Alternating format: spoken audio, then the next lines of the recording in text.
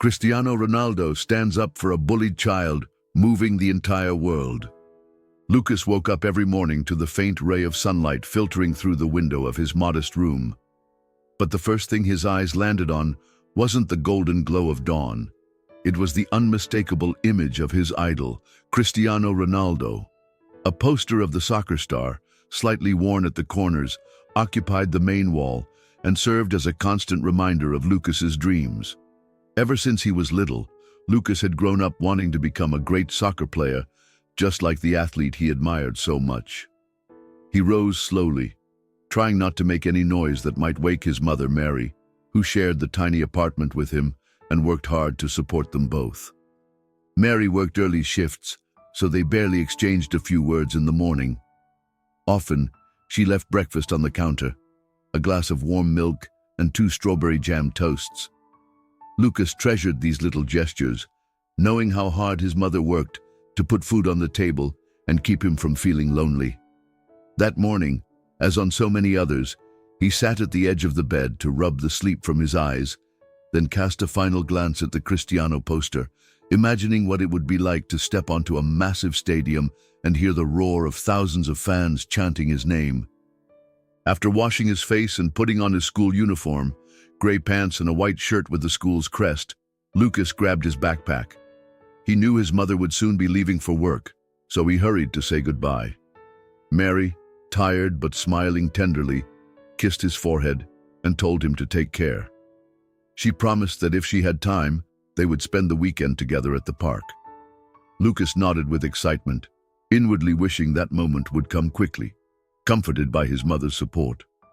At school, despite the gray walls of the building and the hallways lined with lockers, Lucas's enthusiasm for soccer never wavered. But there was something that filled him with both anxiety and sadness. Recess. It was there, in the cement courtyard, that Thomas, Jake, and Julian, 3 classmates, often got together to play ball. At first glance, anyone would think Lucas could join in easily since he shared their passion. But he had suffered enough humiliations to know the invitation never came. That morning, Lucas tried to be brave. He stayed near the court, following each pass and every shot his classmates made. He heard their laughter and triumphant shouts when they scored, fueling his desire to be part of it. Finally, he decided to approach. With his heart pounding, he asked if he could play, trying to sound confident. Thomas, apparently the group's leader, looked him up and down with a mocking grin. Jake and Julian joined in with malicious comments. "Do you really think you can score a goal?" Thomas sneered, roughly kicking the ball toward him.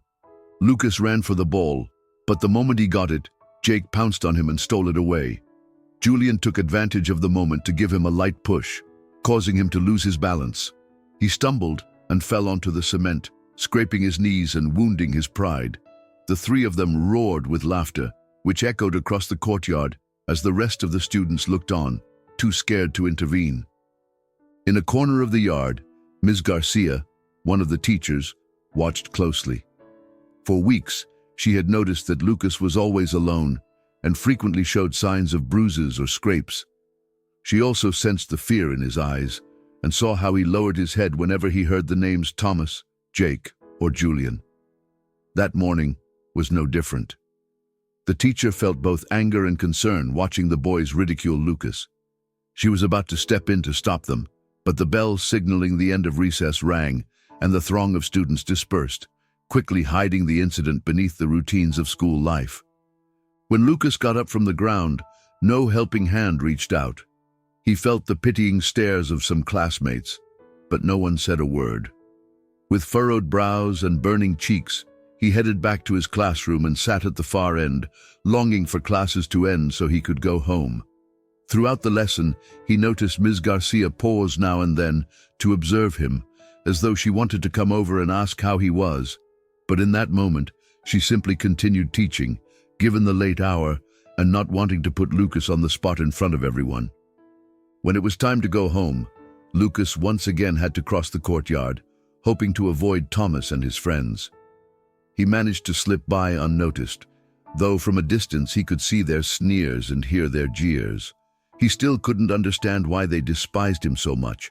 All he wanted was to play soccer, be part of the team, share that passion, and one day achieve the greatness he saw in Cristiano Ronaldo. Yet no matter how much he wished it, he felt ever more excluded and alone. He arrived home to silence.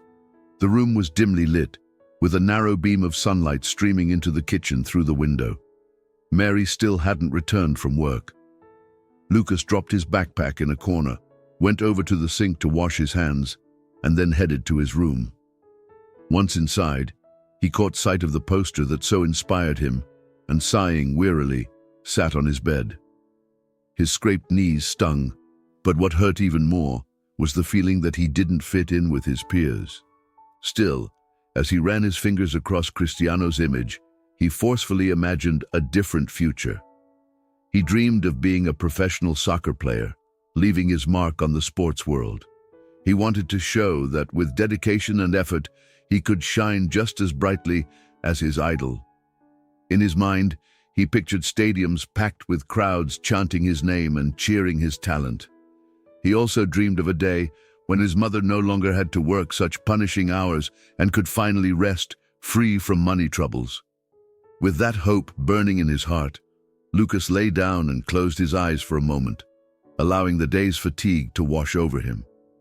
He recalled the humiliation he'd endured on the court, the shove, the cruel laughter, and the lack of support. But he clung to the idea that someday he would overcome it all. Silently, he promised himself he would never give up. If soccer was his passion, he would do whatever it took to keep moving forward, regardless of the obstacles in his path. And so that first day of the week came to an end for Lucas, repeating the same routine and the familiar pain of being excluded. But deep within, the poster on his wall and the admiration he felt for Cristiano Ronaldo still fueled his inner strength. Looking up one last time at the smiling face of the soccer star, and despite his sadness, Lucas held on to the hope that maybe, just maybe, everything would change one day. In the days following that first major conflict on the school's court, the relationship between Lucas and his mother remained somewhat distant. In the mornings, they barely crossed paths. By the time Mary came home from work, Lucas was often already in bed. The relentless routine made it hard for Mary to grasp the extent of what was happening in her son's life. She'd notice a bruise or scratch now and then, but Lucas always found a way to downplay it, claiming he'd fallen in the playground or tripped while playing on his own. Knowing how exhausted his mother was, he preferred not to worry her further. Sometimes during breakfast or dinner, Mary would hesitantly ask how classes were going and if everything was fine with his classmates. Lucas would nod without giving many details, not wanting to distress her. He also didn't feel ready to confess how much the mockery and shoves on the soccer court hurt. Mary, for her part, observed the sadness in her son's eyes, but blamed herself for not spending more time with him. She assumed the melancholy might simply be due to the transition from childhood to adolescence or just school fatigue. So their routine continued, and neither brought up the real issue. Meanwhile, Ms. Garcia was paying closer attention to Lucas. She had clearly noticed something was off, especially when she saw how his mood darkened whenever Thomas, Jake, or Julian were around. Determined to find out what was going on, she waited until Lucas was alone and invited him to her office. The boy, frowning and looking down, entered nervously, afraid of what might happen. The teacher started the conversation by asking general questions about his grades and his hobbies, trying to create a trusting atmosphere. At last, she addressed the real topic. "Lucas, I've noticed that sometimes you come back from recess looking sad. I know you love soccer and want to play with the others. Are some classmates bothering you?" Lucas swallowed hard. He wanted to let it all out, but shame and fear won out. He also worried that if he directly accused Thomas and the others, things might get worse, or he'd be scorned by other students. In a quiet voice, he insisted it was nothing, just silly jokes. Ms. Garcia looked at him with concern, aware there was more going on than he was willing to admit. Still, she realized forcing him to talk wouldn't help, so she let him go with a final piece of advice. "If you ever need to talk, You know where to find me." Things weren't as simple as they seemed for the bullies either. Thomas, the leader, went home each day to a house often rocked by arguments between his parents. There were rumors his father struggled with alcohol, leaving Thomas carrying the tension of feeling powerless. He took out his frustration on others, perhaps as a way to release the anger he couldn't express at home. Jake and Julian followed him, sometimes out of fear of being excluded themselves, other times because they were also under heavy pressure at home. Their anxieties mixed with the desire to appear strong or brave in front of the school. And Lucas, shy and filled with dreams, became the perfect target to display that so-called strength. One afternoon, after class, Lucas dropped by his friend Matthew's house a few streets away. There, he was greeted by a surprising TV announcement. Cristiano Ronaldo was coming to town for a charity event to raise funds for youth sports programs. The presenter's exact words echoed in Lucas's ears. "All soccer fans will have a chance to meet the Portuguese star and attend the inclusive activities he's promoting." Immediately, his heart leapt with excitement. He pictured shaking his idol's hand, or at least seeing him up close. That possibility lit up his day with a bright ray of hope. Matthew noticed how his friend's eyes sparkled and teased him, saying that if anyone deserved to see Ronaldo, it was Lucas. However, news of the event soon spread through the school, and Thomas and his friends heard about it too. Rather than share in the excitement, they felt an instant surge of resentment. They couldn't stand seeing Lucas's enthusiasm, or the idea of him enjoying a privileged moment with the world-famous soccer star. In their eyes, it was unthinkable for someone so quiet and low status to dream of meeting an international icon. Hence, tension on the playground escalated. The disdainful glares became more frequent, and the casual teasing took on a sharper edge. Within 2 days of the announcement, Lucas had already been tripped by Julian and shoved by Jake, while Thomas gave sarcastic chuckles. Though Matthew tried his best to stand by him and ward off attacks, he often arrived too late or couldn't hold off all three tormentors on his own. Ms. Garcia, for her part, kept trying to speak with Lucas, with Thomas, and with other students to get to the bottom of things. But most stayed silent for fear of retaliation. Even some teachers felt overwhelmed. The principal was wary of tarnishing the school's reputation and, lacking clear evidence, hesitated to take drastic measures. All of this allowed the bullying to continue unchecked. The situation reached a boiling point on Friday at midday. During recess, Lucas and Matthew approached the soccer court, hoping to get in a bit of play, as many students were in the cafeteria. They had just started kicking the ball around when Thomas, Jake, and Julian showed up. This time, Thomas was more aggressive than ever. He looked Lucas straight in the eye and said mockingly, "So, you want to meet Ronaldo? Think he's going to put you on TV so everyone can see what a loser you are?" Jake and Julian laughed scornfully. Lucas felt a lump in his throat and fought back tears, determined not to show weakness. Matthew stepped in between them, but Thomas shoved him aside with a swipe of his arm. Julian snatched the ball and hurled it forcefully at Lucas, hitting his arm. Lucas stumbled and landed face first on the cement, scraping his cheek as the ball rolled out of reach. It was a familiar nightmare, repeating itself yet again.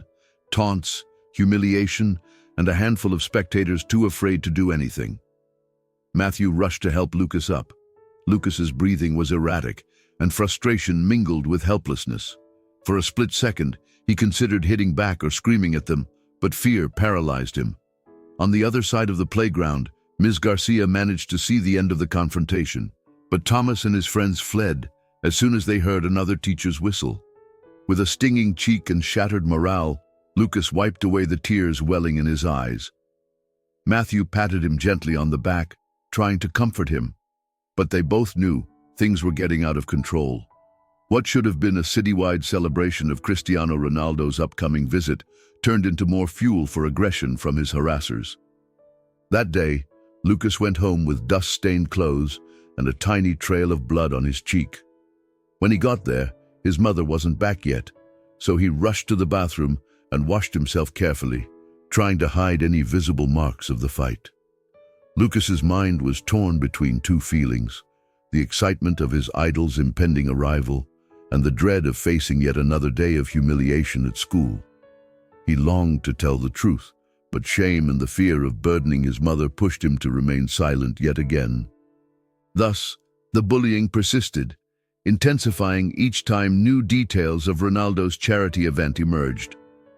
And because Lucas still couldn't muster the courage to speak up, the escalation of silence continued within him, fueled by the indifference of some teachers and his mother's demanding schedule. Even so, this new wave of pain failed to extinguish his passion for soccer or his dream of one day following in his hero's footsteps. Deep down, he still clung to the hope that Cristiano Ronaldo's arrival might change everything.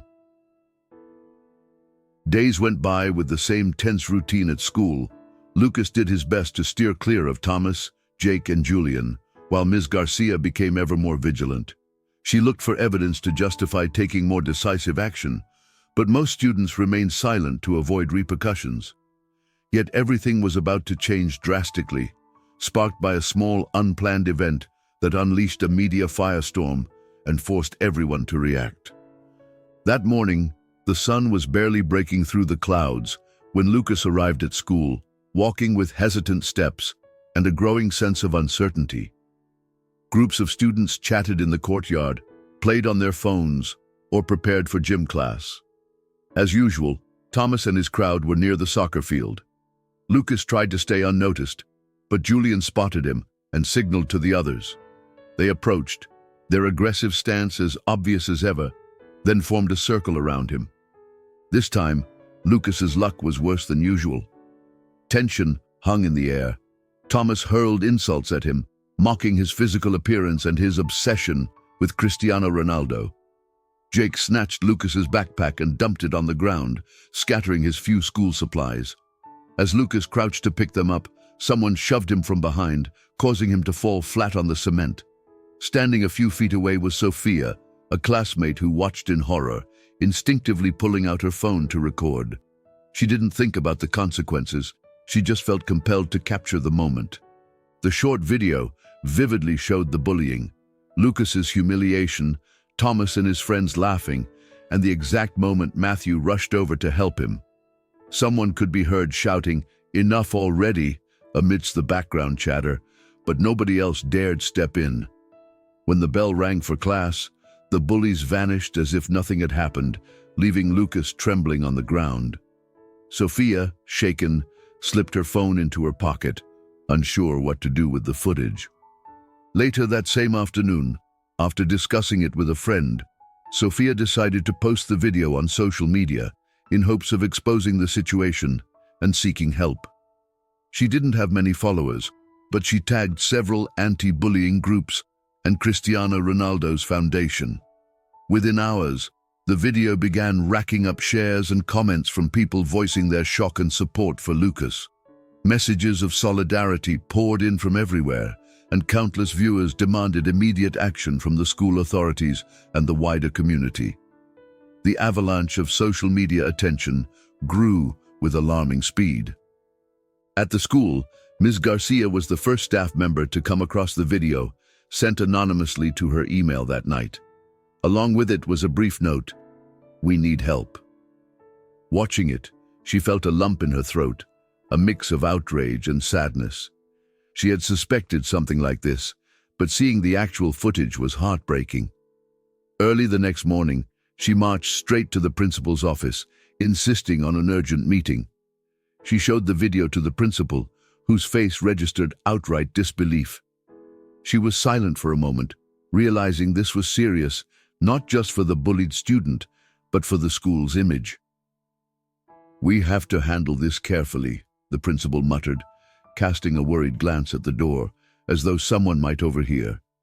"This could hurt the school's reputation. We can't let this get out of hand."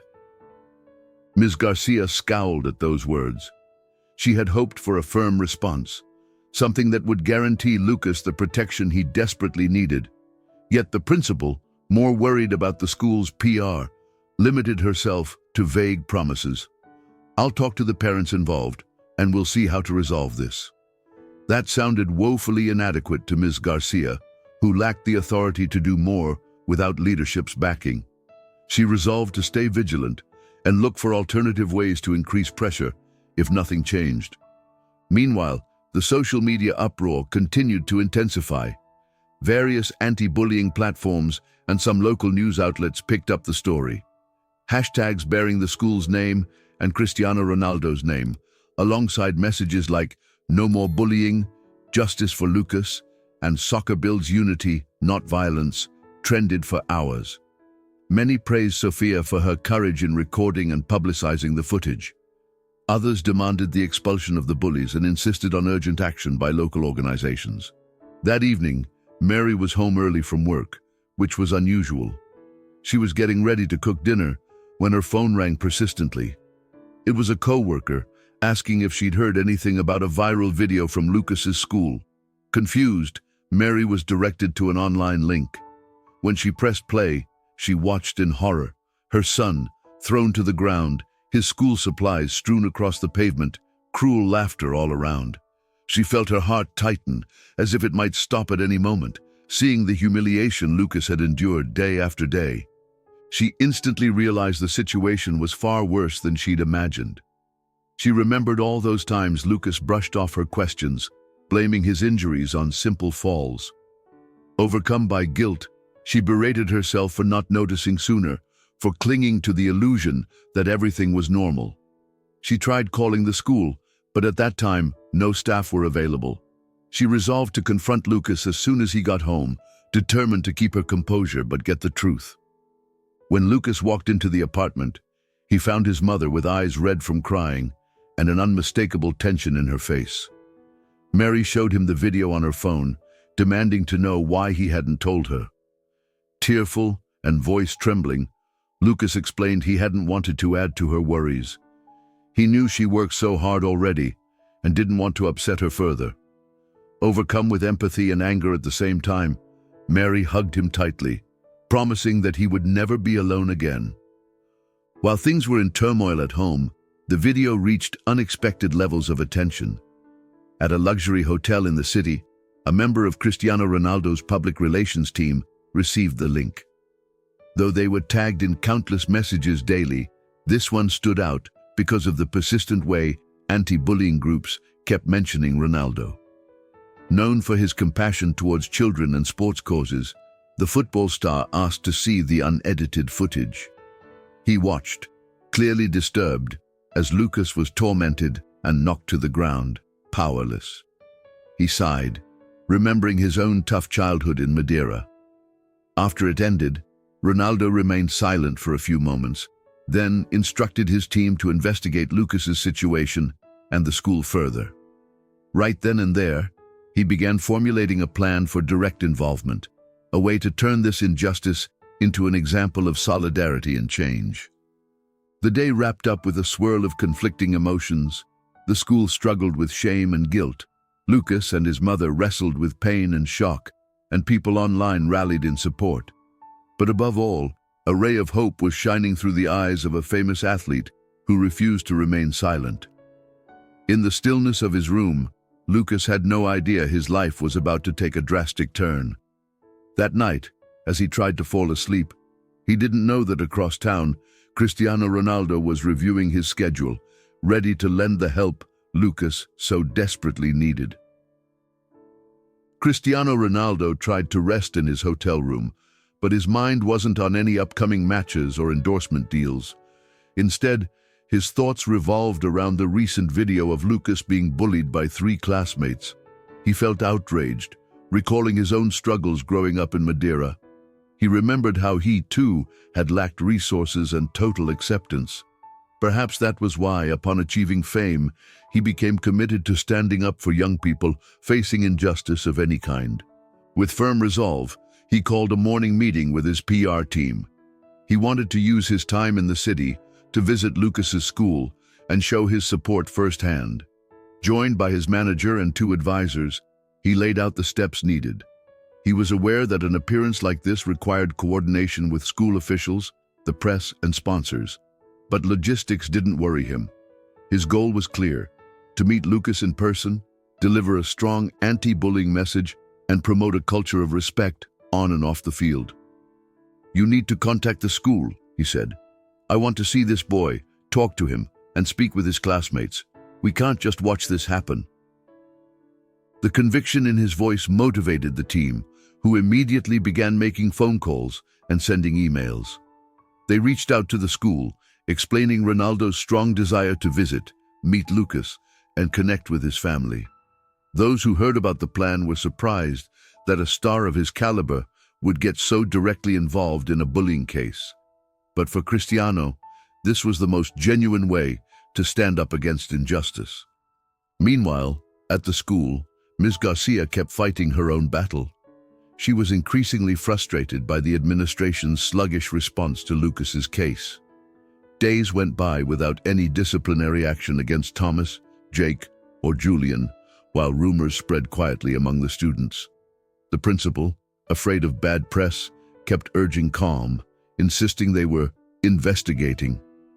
Yet for Ms. Garcia, that wasn't nearly enough. There was a video that spoke for itself, and the victim needed immediate intervention. During a morning staff meeting, Ms. Garcia confronted the principal and her colleagues. "This isn't just a discipline issue.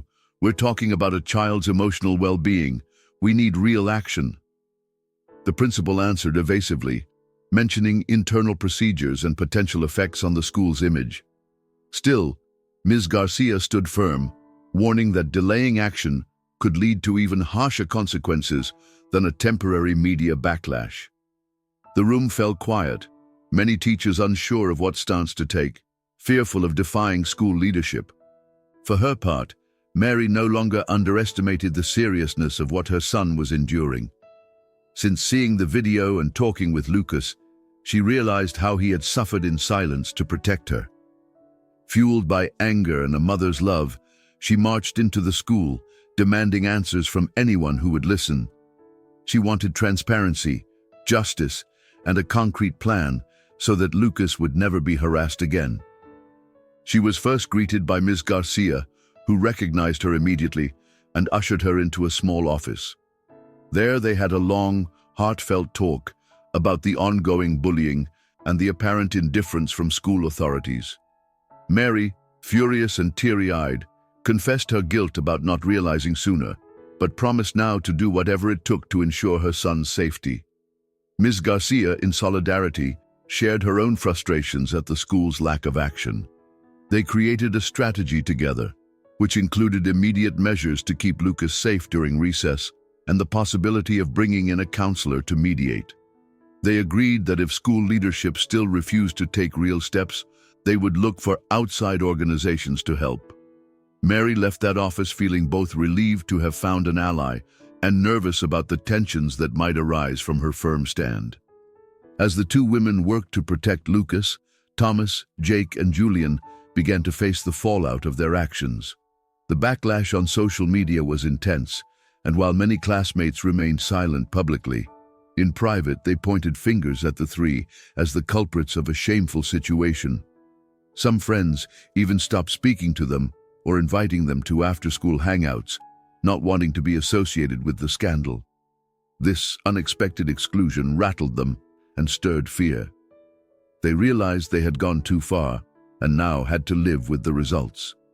Thomas especially felt the heat as the self-proclaimed leader whose home life was also coming to light through neighborhood gossip. The tension was palpable in the hallways. Jake and Julian, who once strutted around laughing, now kept their heads down, avoiding provoking Lucas in broad daylight. Rumors that Cristiano Ronaldo had seen the video spread like wildfire, and the bullies dreaded any direct response he might make. Even so, they had no idea just how big that response would be. The first sign of the star's official visit came through a phone call to the principal. A representative from Ronaldo's PR team announced that the Portuguese forward wanted to stop by the school in the coming days to speak out against bullying and give a motivational talk. The principal was stunned to hear the details of the plan. Cristiano wanted to meet Lucas in person and organize a brief sporting activity with the students. Hanging up, the principal felt a mix of excitement and dread. While having a celebrity of that magnitude come to their school could raise its profile, the reason for his visit, a bullying case, would highlight the administration's slow response. She promptly called together the leadership team to plan for the big day. They tried to keep the announcement low-key, but word was impossible to contain. Within hours, students were buzzing with speculation on the date and time of the visit. An official announcement came soon after. A short message was posted on the school bulletin board and sent out via email to parents. As part of Cristiano Ronaldo's charitable campaign, the school will welcome the soccer star, who will speak on the importance of respect and teamwork. Although it didn't explicitly mention Lucas's case or the viral video, everyone knew why he was really coming. The news spread in no time. In the hallways, some were thrilled at meeting their idol, while others whispered that the visit might shift certain reputations forever. Thomas and his friends, visibly anxious, kept silent and avoided drawing attention, unsure how to handle what lay ahead. Lucas heard it all, feeling a jumble of excitement and fear. On one hand, he was elated at the prospect of Cristiano Ronaldo setting foot in his school and talking to him. On the other, he worried about how Thomas and his group might react, and he wasn't comfortable with his personal ordeal going so public. Still, deep inside, he couldn't help smiling, imagining how incredible it would be to meet his hero for real, instead of just seeing him on a poster or on TV. And so the day ended, with anticipation hanging in the air. Each person, teachers, aggressors, Mary, Ms. Garcia, and of course Cristiano Ronaldo, stood on the threshold of an event that promised to stir consciences and transform the mood of the entire school. The atmosphere crackled with expectation, and no one dared question the significance of this meeting. The decision was made. The Portuguese star, true to his commitment to young people, was about to become the catalyst for a necessary and urgent change. That morning dawned with a wave of excitement at the school. Hallways buzzed with hushed conversations, and murmured remarks about Cristiano Ronaldo's imminent arrival were everywhere. No one knew the exact time he would show up, and some doubted he'd actually come. Yet the swarm of cameras and reporters just outside the school gates was all the proof they needed that something big was underway. Lucas, more nervous than ever, lingered in the courtyard, searching for a place to blend in away from curious looks. Suddenly, just as the bell for second period was echoing down the halls, a black car with tinted windows pulled up at the main entrance. A collective ripple of excitement ran through the crowd gathered to watch. When the doors opened, Cristiano Ronaldo stepped out, smiling at the students who immediately recognized him. Some teachers, still skeptical about his visit, were stunned to see him striding confidently into the building. Even the principal, who had tried to plan a discreet reception, was overwhelmed by the near-euphoric reaction. Cristiano walked slowly, flanked by his PR team and a few security staff, but he didn't keep any aloof, star-like distance. Instead, he stopped to greet students, sign impromptu autographs, and pose for the first photos. The kids, dazzled, broke into excited exclamations at every word he offered them. Most couldn't believe such a global icon was standing right there in their humble school. Once the initial rush calmed down, Cristiano asked in a clear voice where he could find Lucas. Some students looked shy, unsure what to say. Others exchanged glances. Finally, Ms. Garcia, standing in the crowd, raised her hand and offered to guide him to the inner courtyard. With a friendly nod, Ronaldo followed her, and everyone trooped along to the basketball court, a makeshift gathering point for their special guest. Lucas, breathless with nerves, was waiting there with his mother, Mary, and his friend Matthew. He felt butterflies in his stomach and still couldn't believe what was happening. The moment he saw Cristiano, his heart pounded in his chest. The star approached him with a warm smile, shook his hand, and called him by name. Lucas's face lit up, and he managed a timid, "Thank you for coming." Ms. Garcia and Mary both looked proud and emotional as they witnessed the scene. Yet Ronaldo's visit wasn't just to comfort Lucas. He also wanted to address the core of why he was there, the bullying Lucas had endured. After exchanging a few words with Lucas, who described the rough time he'd been having, Ronaldo turned to the crowd and asked for Thomas, Jake, and Julian. A hush fell over everyone. Thomas, clearly nervous, took a few steps forward, followed by his two friends. They looked tense, knowing full well that many blamed them for the viral aggression. Cristiano invited them to come closer and asked them directly why they had acted that way. His tone wasn't accusatory, it was thoughtful, urging them to understand the impact of their actions and how bullying can leave deep scars. For the first time, Jake and Julian lowered their heads, ashamed. Thomas, usually so outspoken, fidgeted and couldn't find the words to respond. He lowered his gaze and remained silent. Calmly, Cristiano shared a childhood story of his own. He explained how out of place he felt when he first arrived in Lisbon, so young and with so little money, and how hard he worked to overcome obstacles instead of letting the teasing or disbelief of others bring him down. He insisted that soccer should always unite people, never drive them apart. His message touched the audience. Some students started to applaud, while others stood in thoughtful silence. Moved by the moment, Ronaldo suggested a different resolution to the tension. They should all play a friendly match on the school court. No one dared refuse.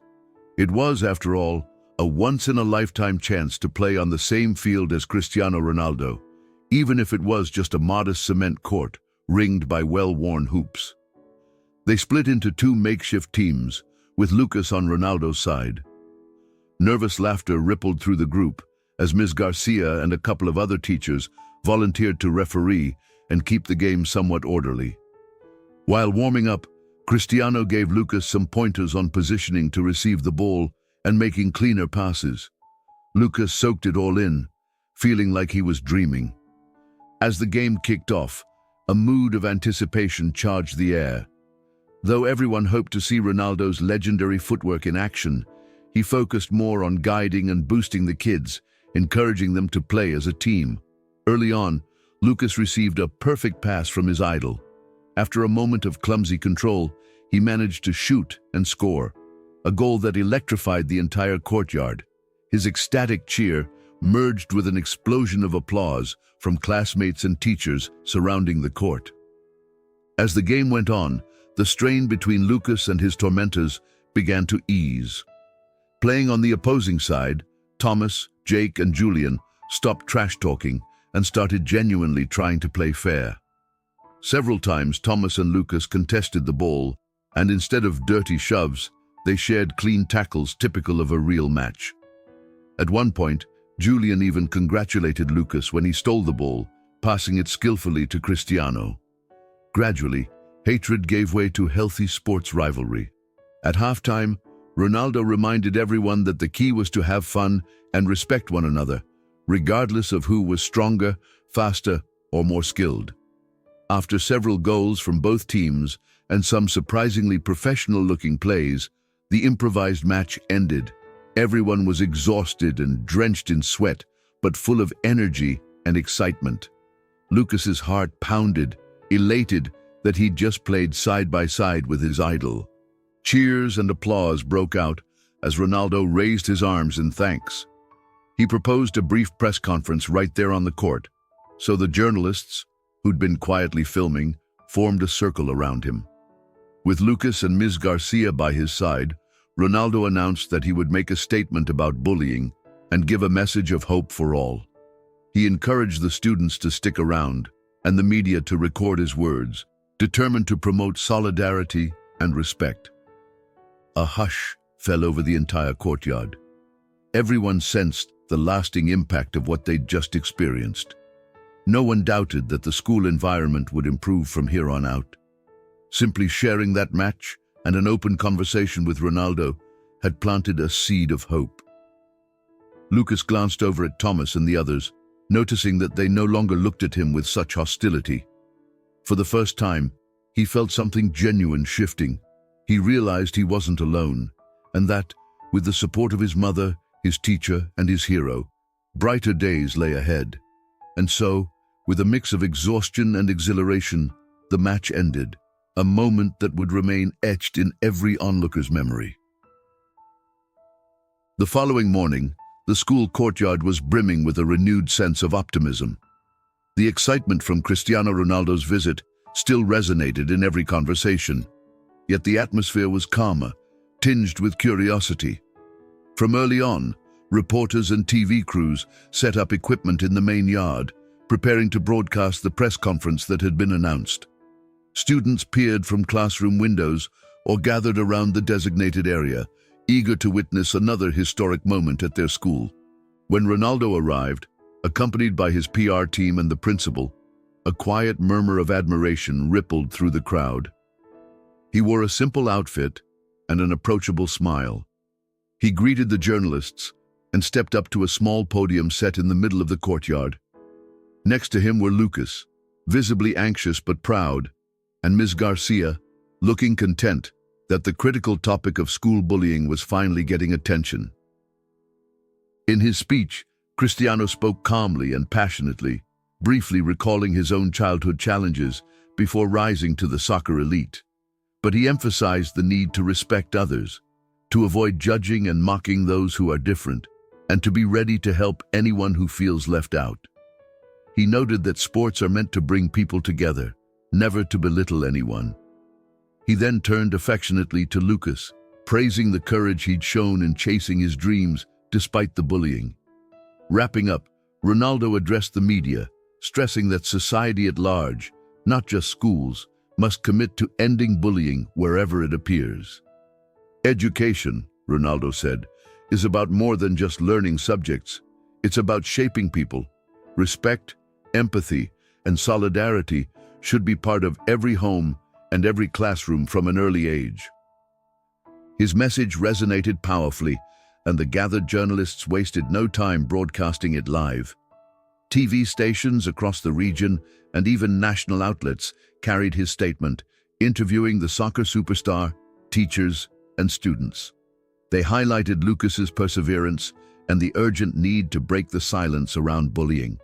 Within hours, the story spread to countless websites and news channels, all praising the athlete's generous gesture and the transformative effect it had on this small school community.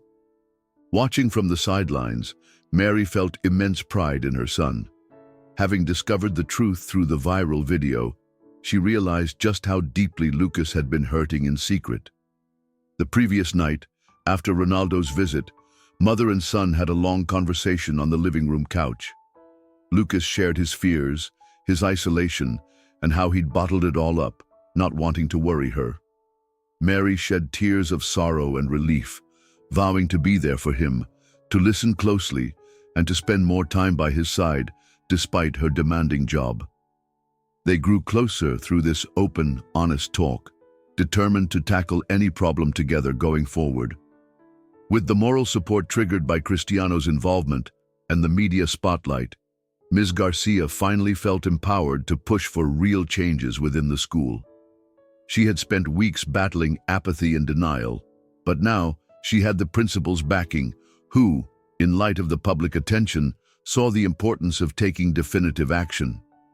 Together, they gathered the staff to develop a plan for anti-bullying workshops and new approaches to improve the school climate. For Ms. Garcia, it was a victory. At last, the institution had a chance to become a safer, more empathetic place for all students. Meanwhile, Thomas, Jake, and Julian kept a low profile. They stayed off camera during the press conference, yet they'd clearly changed since the afternoon match. Right after the game, they had approached Lucas in a different frame of mind, more humble. Riding the excitement of playing side by side with Ronaldo, Thomas apologized. He admitted that his parents argued constantly and that he felt powerless and angry at home, unleashing that anger on Lucas. Jake and Julian echoed his remorse, admitting that they'd followed Thomas without considering the consequences. With help from the school, especially Ms. Garcia, the three would receive counseling and attend the workshops. Although their apologies didn't erase the pain they'd caused, it was a start. Lucas cautiously accepted their apologies, leaving space for them to prove their sincerity through their actions. Matthew, the friend who had stood by Lucas from the start, also got his share of recognition. During the press conference, A journalist asked him why he'd risked defending Lucas, knowing it could make him a target for the bullies. Shy but honest, Matthew answered that friendship and doing the right thing were worth more than fear of retaliation. The crowd erupted in spontaneous applause. The event closed with a spirit of camaraderie that contrasted sharply with the tensions of recent weeks. Once the cameras turned off and people began to leave, Ronaldo took a few minutes to pose for photos with various groups of students. One picture in particular stood out in Lucas's memory. The entire crew from the friendly match, with the Portuguese star in the middle, smiling as if they were all on the same team. A few days later, Lucas came home from school feeling tired, yet light-hearted. He had just finished attending one of the first anti-bullying workshops, and while real change wouldn't happen overnight, he sensed the air was already softer. He headed to his room, where Cristiano Ronaldo's poster still hung on the wall, a reminder of his biggest dream. Right beside it, he placed a newly printed photo, showing him side by side with his hero and surrounded by classmates, including Thomas and the others, all united in a gesture of reconciliation. Looking at that photograph, Lucas felt a wave of gratitude. He understood that Sophia's courage in recording the incident, Matthew's loyal support, and the unexpected help from an international icon had turned his life and the entire school around. His Cristiano poster still filled him with inspiration, but now that printed snapshot also reflected a life-changing experience. Smiling, Lucas imagined the new path opening before him, convinced that with perseverance and the right support, anything is possible. And so he closed his bedroom door, certain that this final chapter wasn't an ending. It was the beginning of a brighter chapter for him and for everyone who had learned the power of empathy and respect. Thank you so much for sharing this moment with me. If you enjoyed the video, don't forget to hit the like button and subscribe. I'll be back soon with more positive energy and good vibes. Take care, and remember, every day brings a fresh chance to smile. See you next time.